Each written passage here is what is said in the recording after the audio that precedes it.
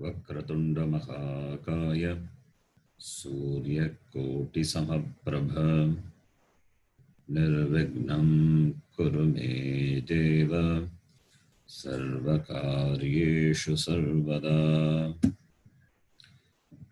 सरस्वती नमस्तुभ्यं वरदे कामरूपिणी विद्यारम्भं करिष्यामि सिद्धिर्भवतु मे सदा। गुरवे सर्वलोकानां विषजे भवरोगिणां निधये सर्वविद्यानां दक्षिणामूर्तये नमः।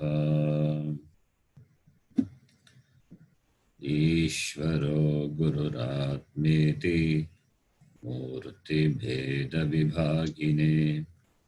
व्योमवद्व्याप्तदेहाय दक्षिणामूर्तये नमः।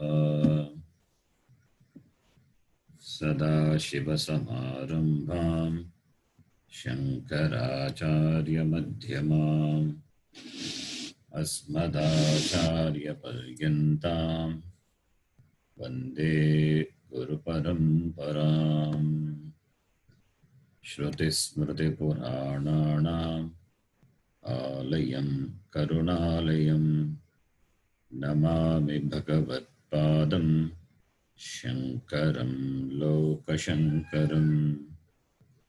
साक्षात्कृतं दयानन्दं परमार्थस्वरूपिणं तत्त्वज्ञानप्रशास्तारं प्रणतोऽस्मि परं पदम्। ॐ सहना भवतु सहनौ भुनक्तु सह वीर्यं करवावहै तेजस्विनावधीतमस्तु मा विद्विषावहै। ॐ शान्तिः शान्तिः शान्तिः।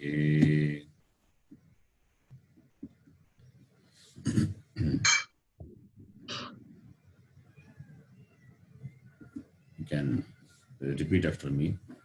Vasudevendra Yogindram Vasudevendra Yogindram Nattva Jnanapradam Gurum Natyaganam Gurum Shonam Hitarthaya Mumukshunam hitarthaya Tattva Vidhiyate.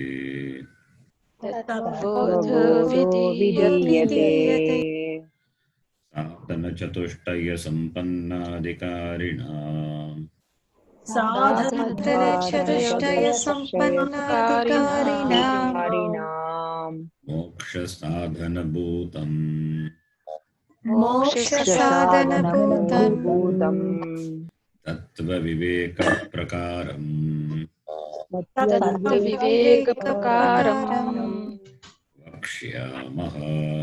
Vakshamaha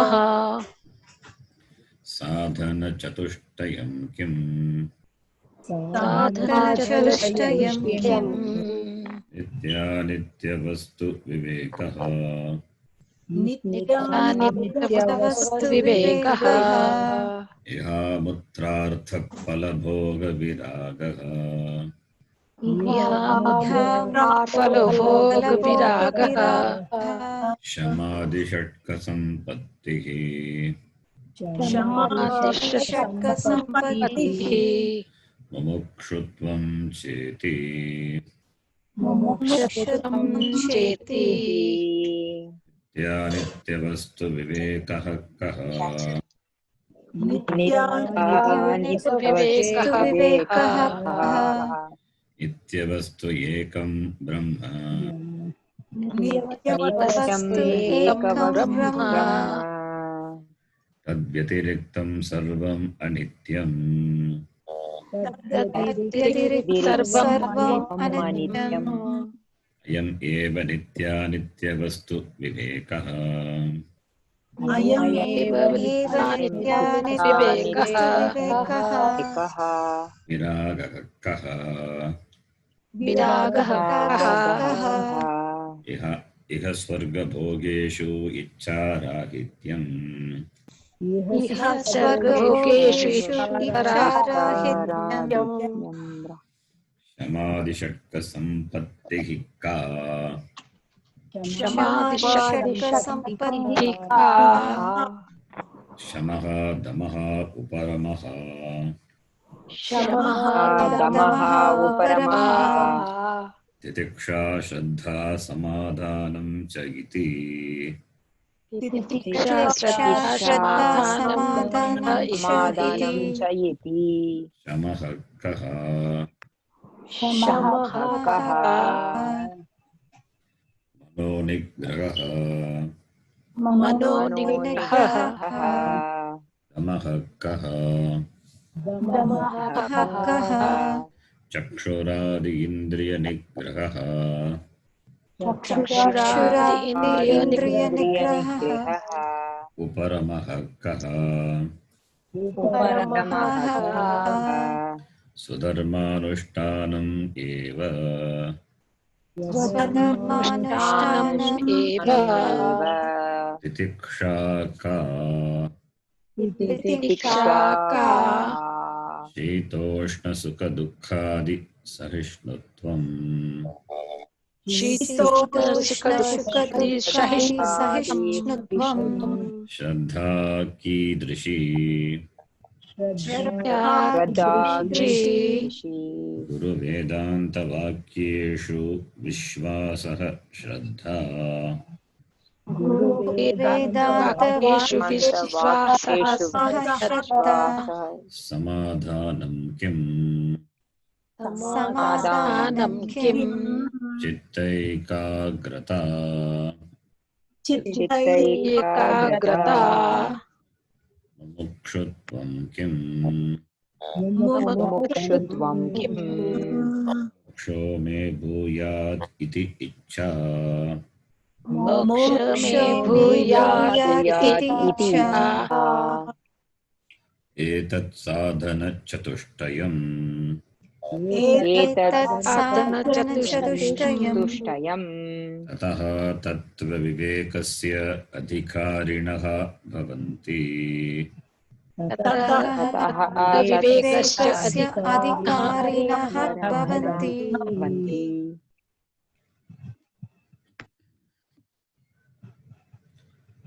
Uparama. That is the topic we are seeing. Uparamaha, otherwise called Uparatihi, otherwise called Uparamanam, all mean the same. Uparama, the meaning according to Tattva Bodha. The definition according to Tattva Bodha is Swadharmanushtanam. It's one of the important Shatka Sampatti.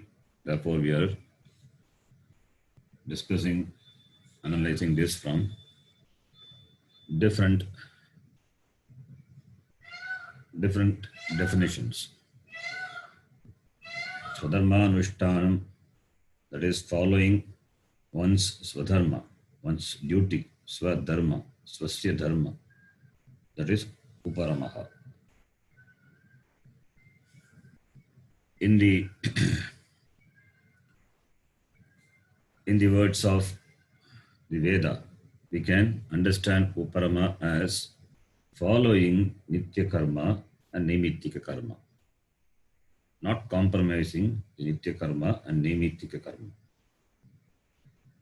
Uparamaha meaning swadharmanushtanam, observing one's own duty, karma, meaning observing, following nitya naimittika karma. Nitya karma is daily duty. Nitya Vaidika karma, Sandhya Vandanadi karma. Naimittika karma, occasional like Shraddhadi karma or vratas, Naimittika. The karma which are prescribed by the Veda, Vaidika karma. So this Nitya Naimittika karma which are conducive for our spiritual growth. Therefore, following that is Uparama. At the same time, other karma, Kamya karma, desire prompted activities, and Nishiddha karma, forbidden activities, the activities which should not be done, which the Veda prohibits doing, prohibits from doing it. So those karma that we have to reduce. That also for our spiritual welfare, spiritual growth. Increasing or following Nitya Naimitya karma, we need not increase. We just observe what is to be done. At the same time, reducing or avoiding the forbidden Nishiddha karma and Kamya karma, desire prompted actions, because they consume our time, take away our time. So therefore, reducing that. So one is following, other one is reducing. What to follow, what to reduce? Following Nitya Naimittika and reducing Kamya Nishiddha karmas, so that you are available for yourself for the study of the Shastram, and therefore for your spiritual growth. So you need to balance the activities, the karma, by adhering to what is to be done as one's duty. That is called Uparama. This is the definition according to the Tattva Bodha. I gave another two definitions. We will see that later. Before that,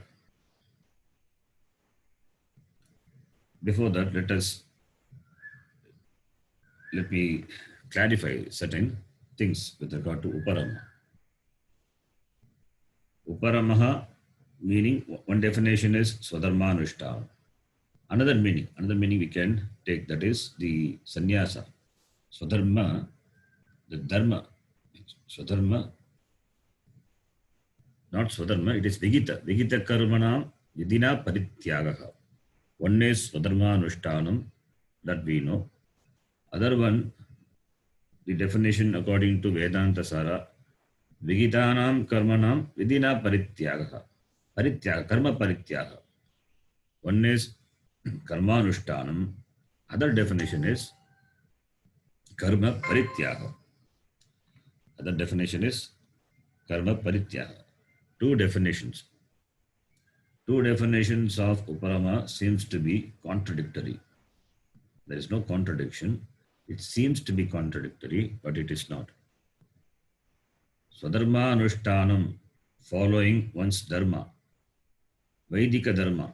If you take the dharma as karma and karma meaning Vaidika karma, following Nitya Naimittika karma is Uparama.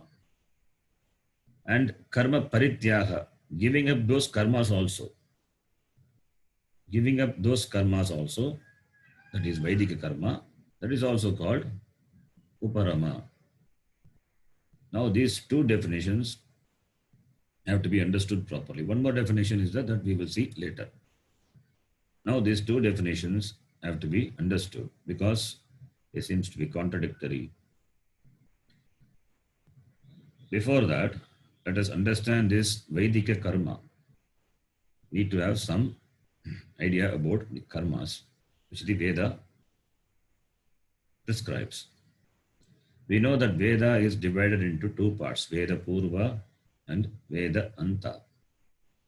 Veda Purva, otherwise called Karma Kanda, prescribes karma for the three ashramas, for the people belonging to the three ashrama: Brahmacharya ashrama, Grastha ashrama, and Vanaprastha ashrama. And Vedanta that is the end portion of the Veda, Upanishad, that is for the sannyasi, the fourth ashrama. So 4 ashramas, for the 3 ashramas Veda Purva, for the last ashrama, sannyasa ashrama, Vedanta.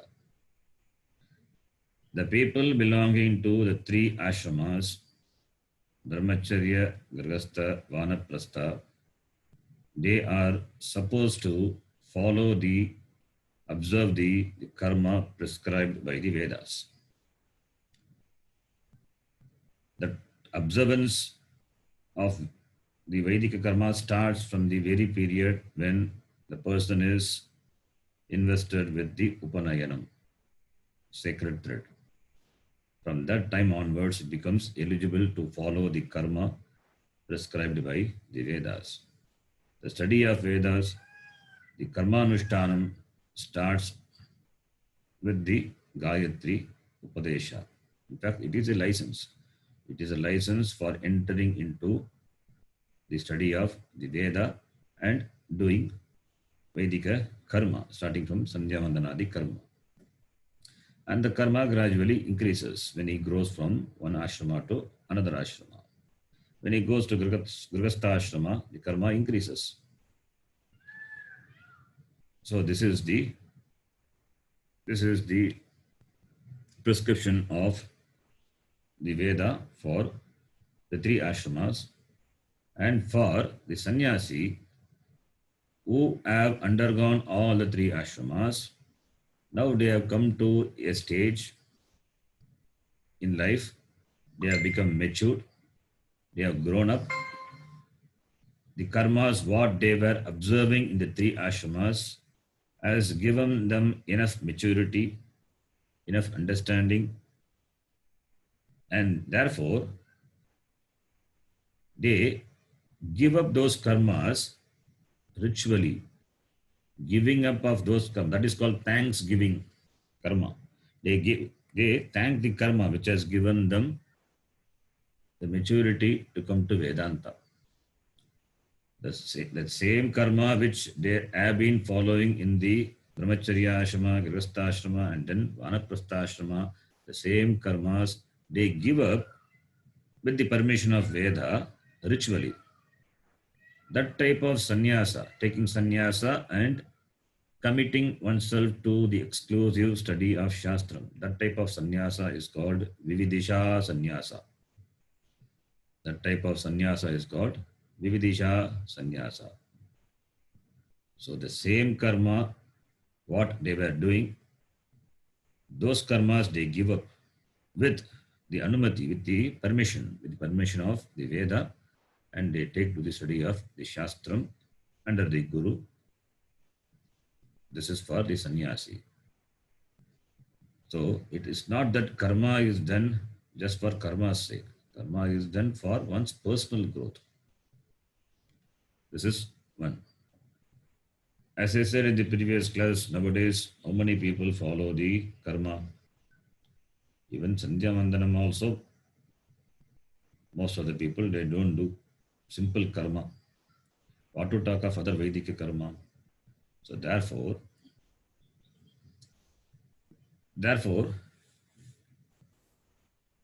there is no Vividisha sannyasa, but take sannyasa that is called Vidvat sannyasa. They have got certain understanding and they want moksha. So therefore, they take to sannyasa. They take to sannyasa so that they are free from certain responsibilities, social responsibility, family responsibility. Since they are free from responsibilities, therefore they have more time. So that they can dedicate the time for the study of Shastram and Shastra Shravanam, Shastra Chintanam. For that they can have more time. Therefore they take to sannyasa. Even though they have not done any karma. Even though they have not done any karma in the other ashramas, but still they have taken to sannyasa, having the understanding that Jnanam alone gives moksha, and therefore going to the Guru, studying, and committing oneself to the study of Shastram, and they need time. Therefore, they relieve themselves from certain responsibility. That type of sannyasa, that is vidvat sannyasa.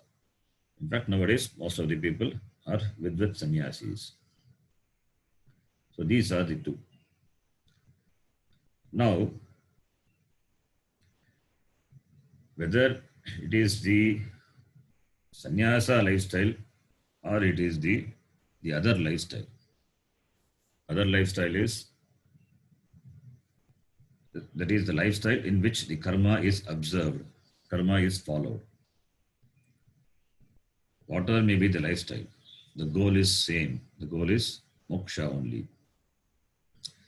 That is why Bhagavan Krishna in the Gita very clearly says, Jnana yogena sankhyanam karma yogena yogina lokesmin vividha nishta pura prokta maya naga jnana yogena sankhyanam karma yogena yogina. This is an important shloka we will be seeing in the Gita Moolam. This shloka is the most confused shloka, in the sense the meaning is wrongly interpreted by many people. The understanding what they have is, for moksha there are many yogas, many paths to moksha. There are different paths. There are different paths leading to the same destination. This is how they interpret. And this shloka says Jnana Yoga, Karma Yoga. So that becomes very convenient for them to substantiate their point that moksha can be reached through many paths, many other ways. So therefore, whether it is Karma Yoga or Jnana Yoga or Raja Yoga, Bhakti Yoga also another yoga, doing bhajanam, doing bhajans, and Kundalini Yoga, Sudarshana Yoga, so many different types of yoga, Kriya Yoga, so many yogas, and all the yoga finally take you to the same goal. This interpretation is possible if you don't understand the meaning of the shloka properly. Bhagavan Krishna said Nishta Dvayam. Nishta means commitment, committed lifestyle, that is called Nishta. Whether you take to the life of sannyasa lifestyle, or you are in the other lifestyle, Karma Yoga lifestyle, which is characterized by Brahmacharya Ashrama, Grihastha Ashrama, or Vanaprastha Ashrama, any ashrama.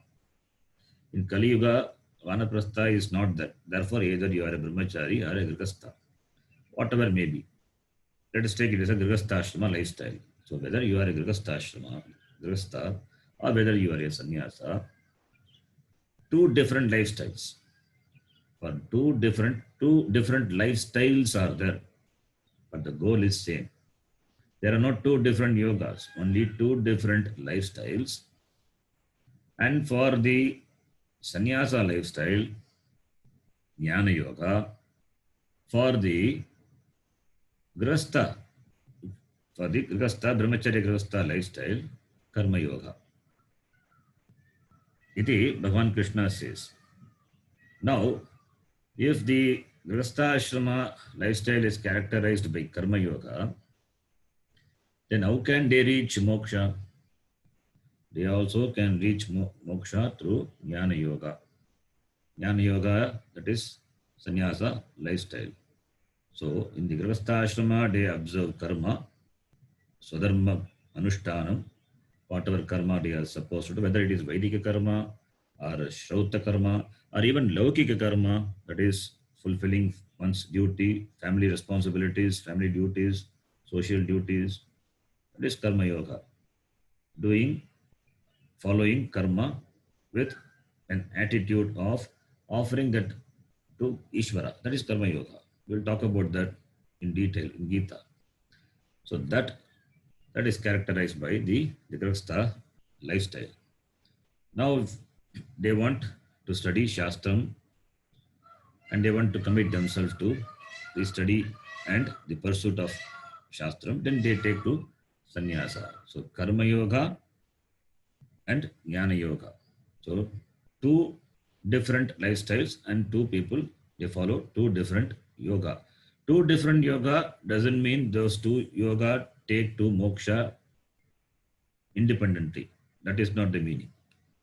Karma Yoga gives you the preparedness, the maturity that takes you to Jnana Yoga, and by Jnanam only moksha is gained. Why? Because Ajnanam is the cause of samsara. The reason, the cause of samsara is Ajnanam, ignorance. And for Ajnanam to go, what we need?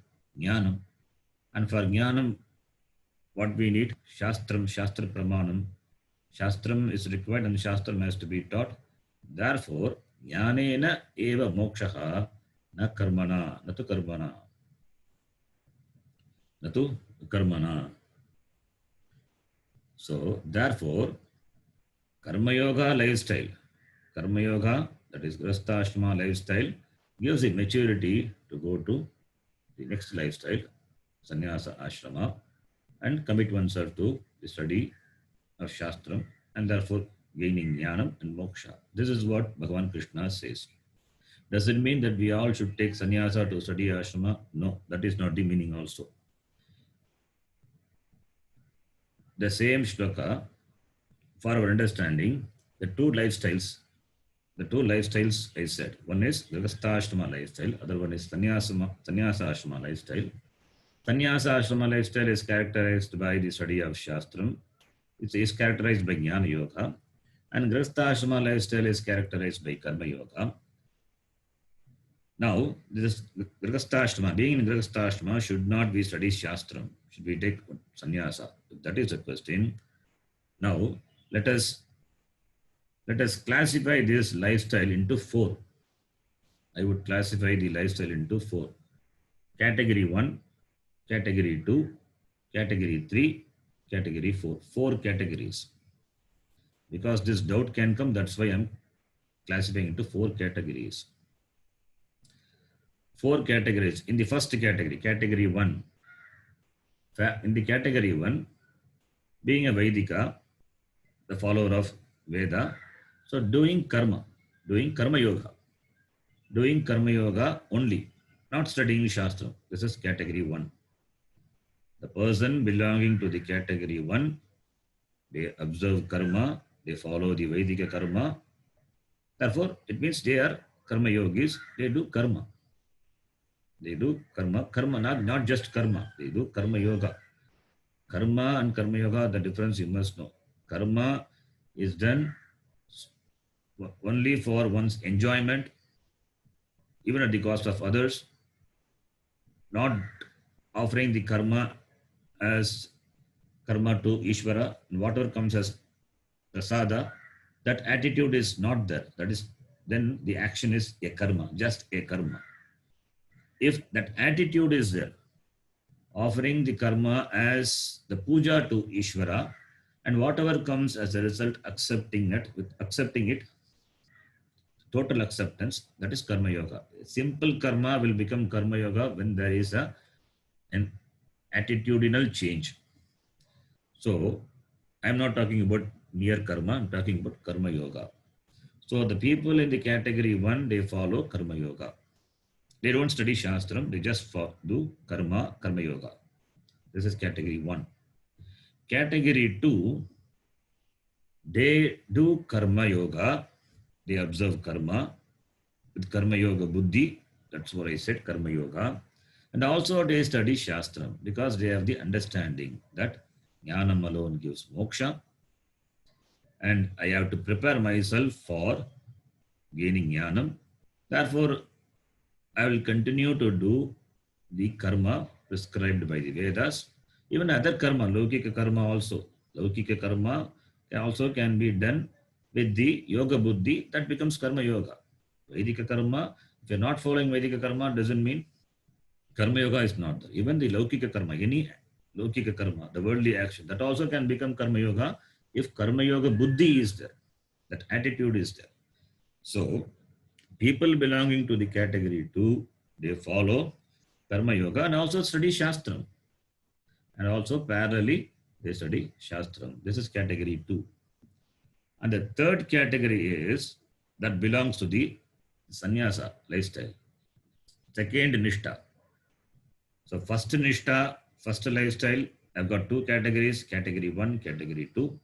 The second lifestyle, that is sannyasa lifestyle, two categories, category 3, category 4.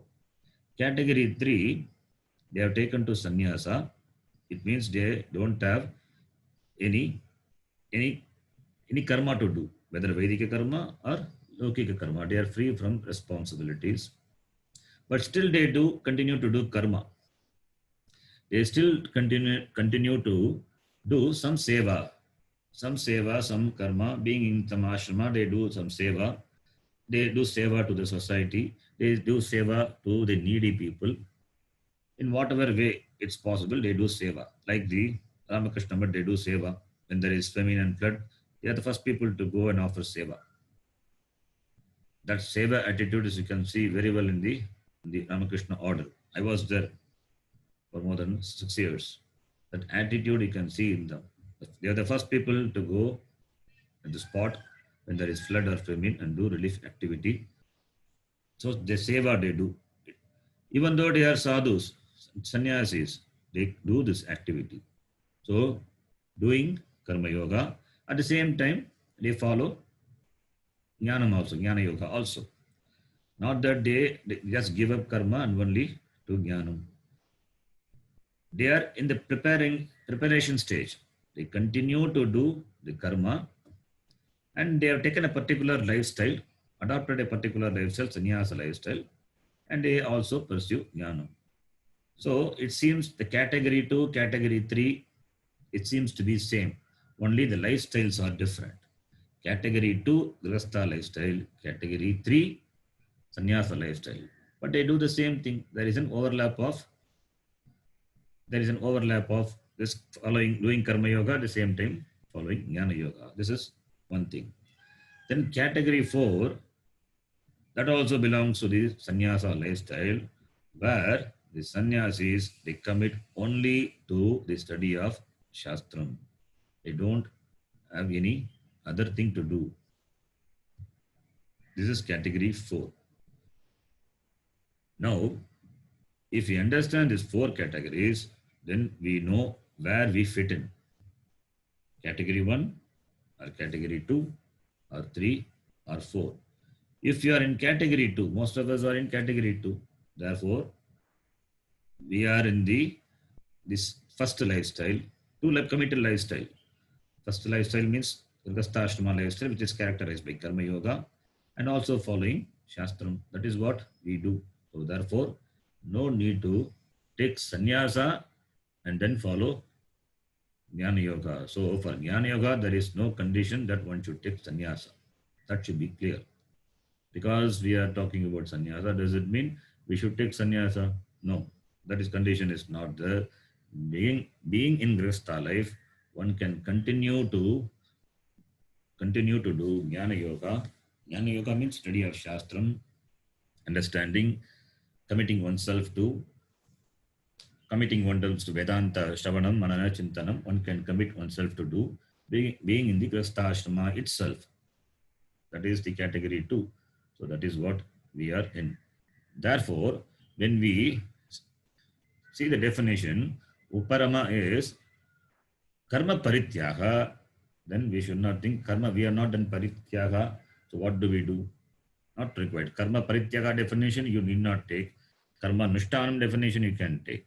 You can continue to do karma and gain the preparedness, refining yourself more and more, so that even in being in grihastha ashrama, you will not be touched by anything. You will not be touched by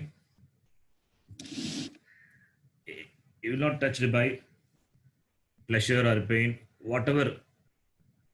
You will be a person, you will be a saintly person being in grihastha ashrama, leading such a lifestyle. And for you, you will have the mind of equanimity. So you are not tossed up and down by the experience of pleasure or pain. So you have certain composure, a composed mind. So you will be a saintly person being in the Grastha Ashrama, and you even though you are in the Grastha Ashrama, you do your activity and you keep yourself away from many things which are not required for you. You don't have to interfere. You don't interfere in every family matter. There are people who can take care. You you make them responsible and make them do.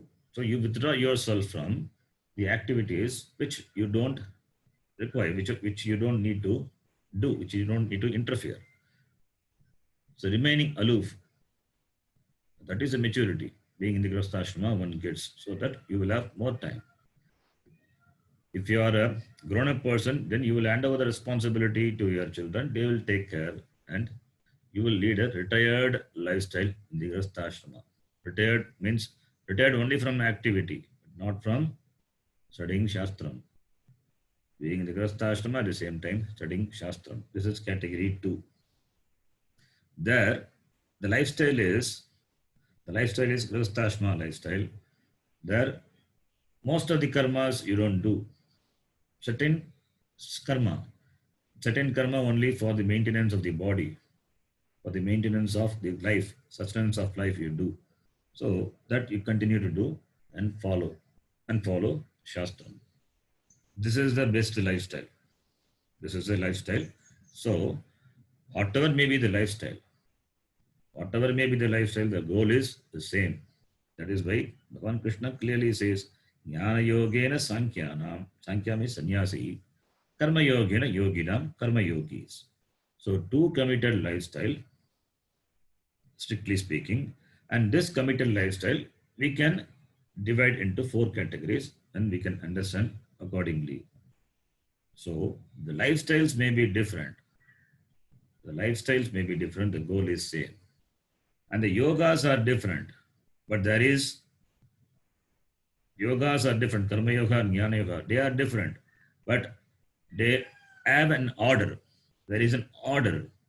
That is, karma yoga gives you the maturity, the pakvata to pursue jnana yoga. So from karma yoga, you have to come to jnana yoga. Jnana yoga is characterized by the study of Shastram, going to the Guru, starting from that, going to the Guru, study of Shastram, Shravanam, Mananam, Nididhyasanam, and gaining Jnanam, and therefore Moksha. This is a krama. There is no confusion or compromise in the krama, in the order. Karma yogena chitta shuddhi. Chitta shuddhi is purity of mind. Gain certain purity of mind. And chitta shuddhya, chitta shuddhi gives you the preparedness. Chitta shuddhi is the preparedness. You got chitta shuddhi. So now when you do Shastra Shravanam, things will enter. And you will understand. If chitta shuddhi is not there, then the study of Shastram only will be an academic pursuit. It will not make any dent in our mind. So therefore, chitta shuddhi is important.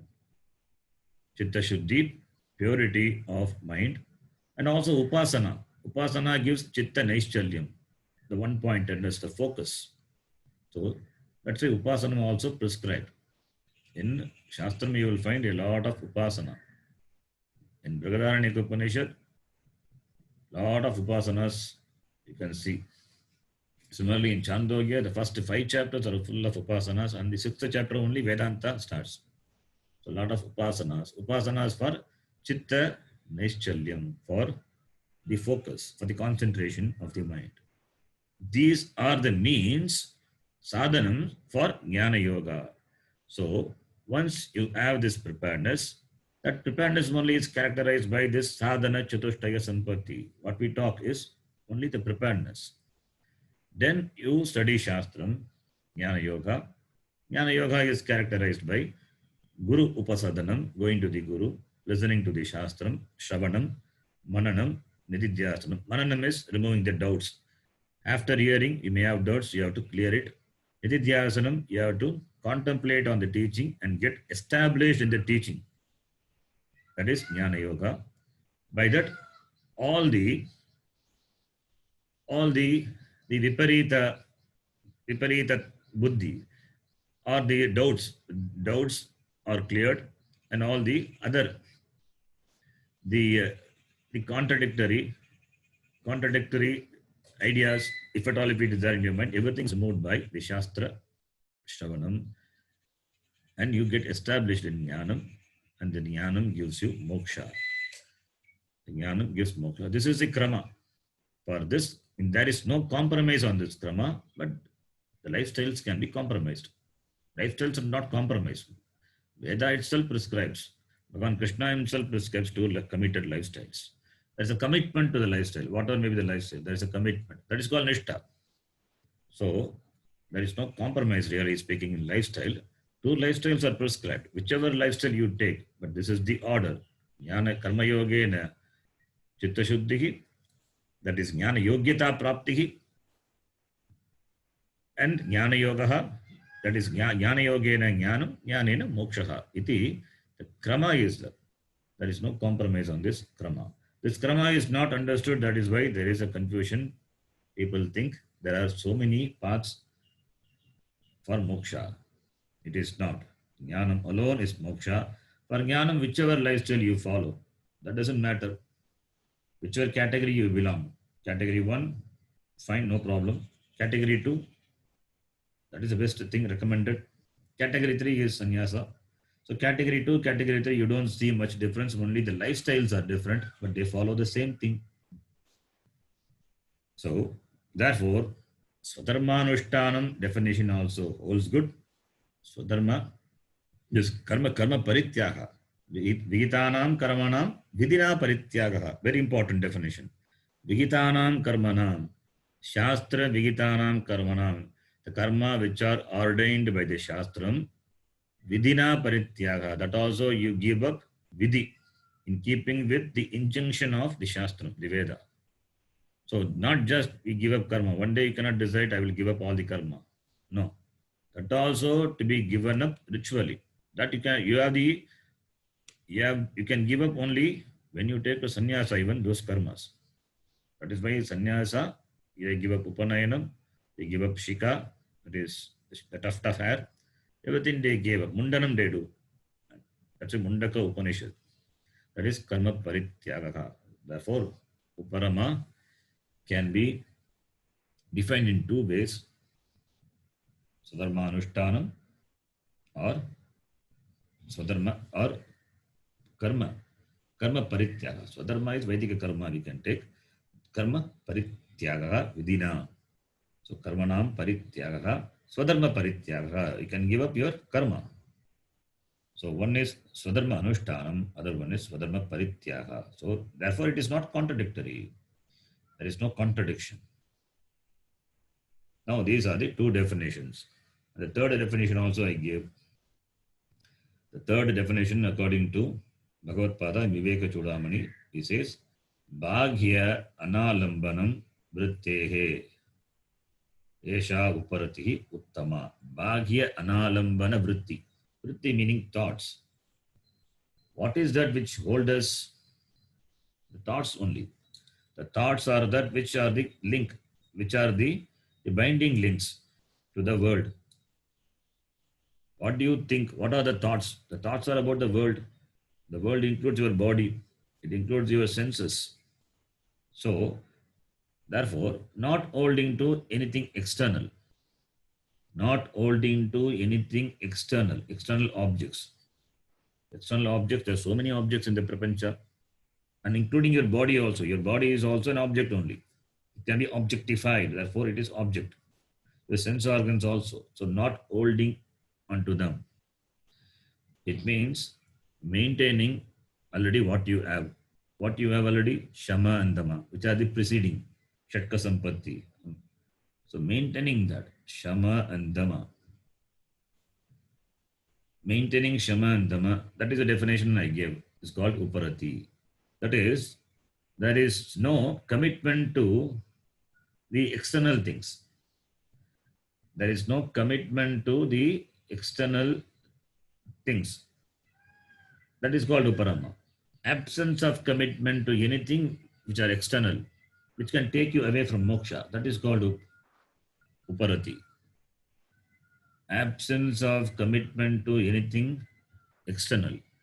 Why? Because it can take you away from the pursuit of moksha. It takes away your time, it takes away your energy. And Atmajnanam requires all your attention, your body, your mind, senses, everything, everything, everything, and the total commitment is required for this jnanam. And if you are committed to external world, then you will not have the total focus for Atmajnanam. So therefore, uparati. That is called uparati. So uparati means commitment to Atmajnanam and absence of commitment to anything which can take away from moksha. That is called uparati. Why? Because you have decided to choose the infinite, unlimited. You want to be purnaha, complete, total, unlimited. So you have decided to choose the purna, unlimited, infinite. If you choose infinite, then you don't have choice. Then you don't have the choice to choose anything finite.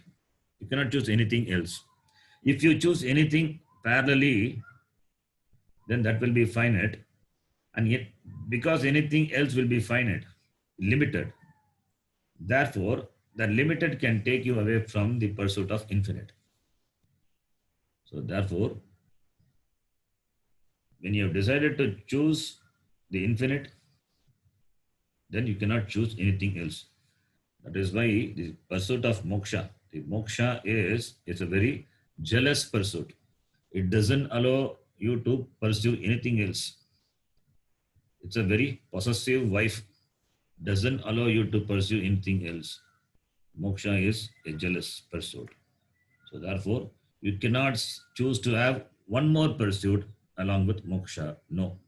Moksha is a pursuit of infinite, and any other pursuit is the pursuit of finite, and the distance between these two is infinite. The distance between the finite and the infinite is infinite. So that moksha will not allow. Either you choose me or you choose something else. Either you choose the infinite or you choose the finite. This commitment to moksha, that is called uparati. This commitment is called uparati. So three definitions from different Prakarana Grantha. I gave three definitions.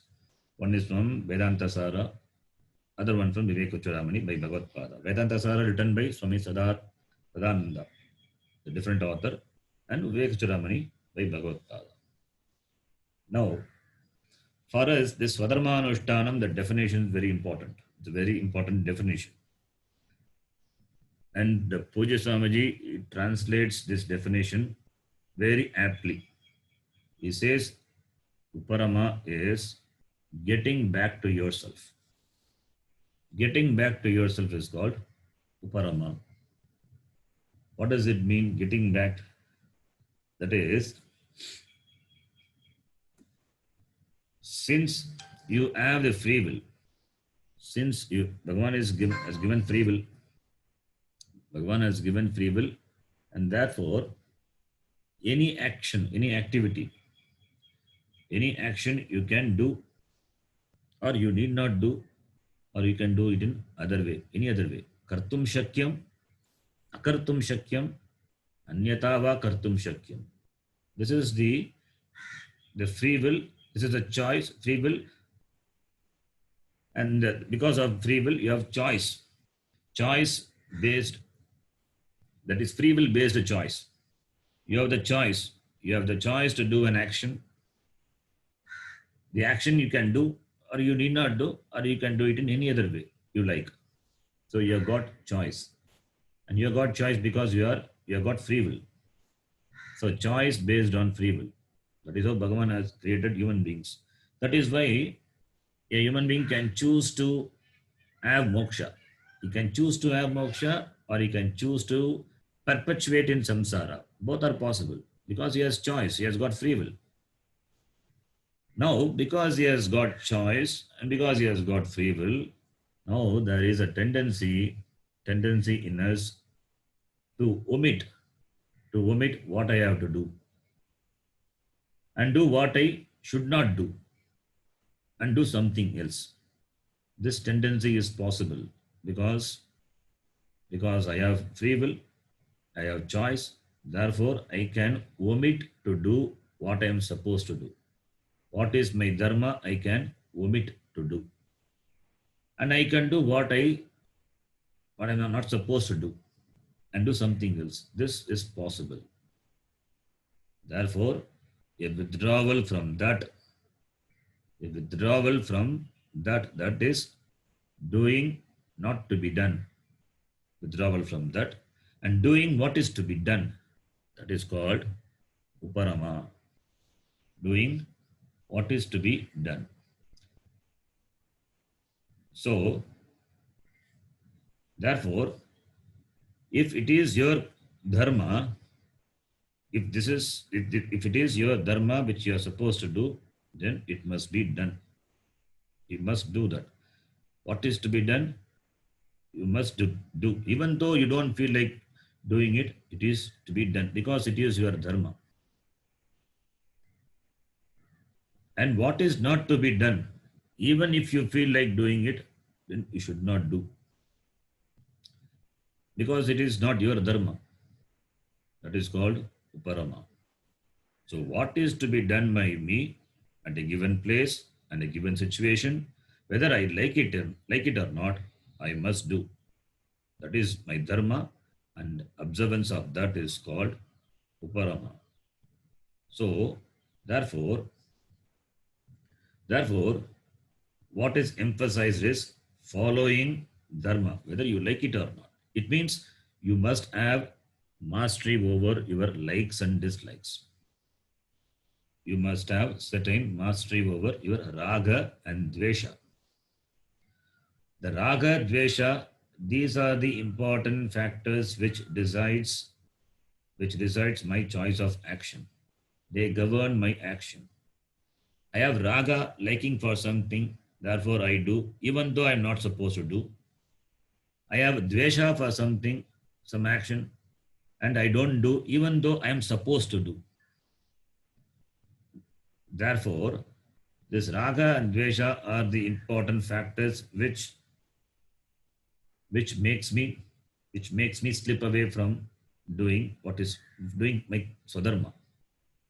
If your raga, if your like is in keeping with your dharma, then there is no problem. It means you like to do something which you are supposed to do, then there is no problem. Similarly, if you dislike to do something which you are not supposed to do, then also there is no problem.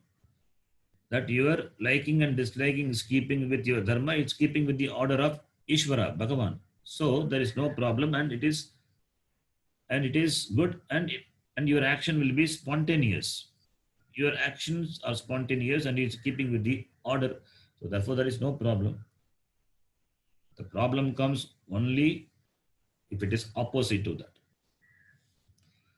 Suppose you go to let me give an example. You go to the doctor prescribes you to take Karela. If you love Karela, then there is no problem. Then without the doctor's advice, you will keep eating, you will drink this Karela juice because you like it. But how many people will like Karela? Most of the people, they don't like Karela. Even though you don't like, it is prescribed by the doctor, still you have to take it. It is your medicine. So if you like, then you are in line with harmony with the advice of the doctor. No problem. If you don't like, then also you have to commit yourself to taking that Karela. There is no choice whether you like it or not, because it's a medicine. Similarly, karma is also a medicine. Swadharma is also the medicine prescribed by the Shastra. Take that medicine, prepare yourself for the pursuit of moksha. For jnana yogyata, this is prescribed. Whether you like it or not, you must do. There is no individual choice over the action. You have choice for action which are not important, which doesn't have any impact, which doesn't have any impact on the maintaining the harmony of the order of Ishvara. That over that you can have choice. But what is to be done? If it is your dharma, then there is no compromise. There is no compromise. And if you go by what you like, if you go by what you like, at the same time it should not be done, then you by that karma you incur papam, and karma pala will come in an unpleasant situation that all will be a problem, take you away from the path of moksha. Therefore, one is takes you away from the path of moksha, and if you don't do what you're supposed to do, then you become a derelict. You don't do your duty. Because you don't do your duty, others will not get the privilege of enjoying the benefit of your duty. So the duty and privilege are connected. My privilege depends on your duty, and your privilege depends on my duty. That is how we are interdependent. If a government officer doesn't do his duty, then I will not get the privilege of enjoying it. It is his duty. He must do his duty so that I can enjoy the privilege. Because he doesn't like it, what he is supposed to do, and doesn't do, I will be deprived of my privilege. He is a derelict, and I am the person suffering. This is adharma. Therefore, uparama is very important. And being a spiritual person, therefore, one must adhere to following one's dharma. That is what this Shatka Sampati says. And if this uparama is natural to you, then there is no conflict. You are a person free from conflicts. You like to do what you are supposed to do. Even if you don't like, you do it. Because it is a puja, it is a worship to Ishvara. So no conflict, and that gives you a sense of satisfaction, is a sense of success. That is what is getting back to yourself. Getting back to yourself. Even though you don't like it, you do it because you have the ability to deny yourself. Deny your dislike or like. You have that. You can do that. You have that capability. That makes you feel very good. You have saved over things. You are able to avoid things which you want to do, even though you are not supposed to do. You are able to avoid it. That is the greatest thing a person can have. So therefore, that is called self-mastery. That is called self-mastery. So when you avoid something, even though you feel like doing it, that makes you feel very good. You have mastery over yourself. You can deny that. You can say no to it. That is called uparama. So the uparama is very important. And if you have this uparama, then your life will be an organized one. Your life will be an organized life. There is no conflict. There is happiness. There is satisfaction. You will be a duty-bound person.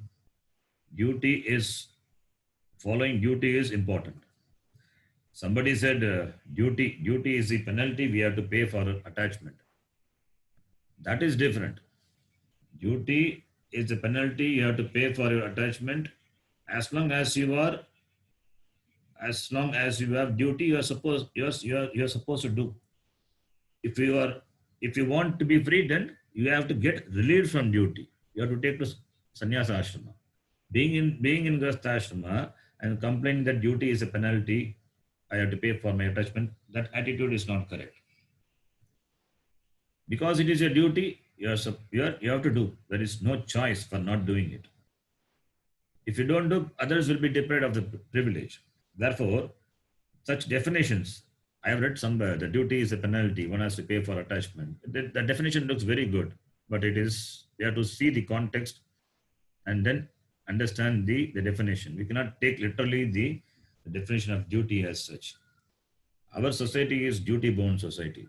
Even any activity you take, we all say it's my duty. Even going to the office in those days, they say my duty. I'm going to my duty. So duty, that is the concept, that is the idea we have for duty. Duty means my dharma. I must do. Whether I like it or not, it is my duty. Because Bhagavan has given me to do. Therefore, I should do it. Only when I do, others get the privilege. And doing that as a worship to Ishvara, that is called Karma Yoga. And that is important. Therefore, preparing oneself to do karma by having certain say over the raga dvesha. Raga dvesha should subserve me. They should not command me. They should subserve me. So, kartavyam is to be done. For that, we have to set aside the raga dvesha. Akartavyam, that should not be done. For that also, we have to set aside raga dvesha. So, being free from raga dvesha, doing what is to be done, avoiding what is not to be done, being free from conflict, and enjoying my life. That is called Uparama. It's an important sadhanam required for a spiritual aspirant. Therefore, Swadharmanushtanam. And that gives certain composure. And that composure is required for Jnana Prapti. Therefore, it is the third qualification, the Sharka Sampatti. After that comes Titiksha. Titiksha means Sagishnutvam, about which we will see in the next class. So next class, Titiksha. We will start from Titiksha. So we stop here. Om Purnamadah Purnamidam Purnat Purnamudachyate Purnasya Purnamadhaya Purnameva Vashishyate. Om Shanti. Harihi Om Shri Gurubhyo Namaha. Harihi Om. धन्यवाद गुरुजी. धन्यवाद गुरुजी. धन्यवाद गुरुजी. धन्यवाद.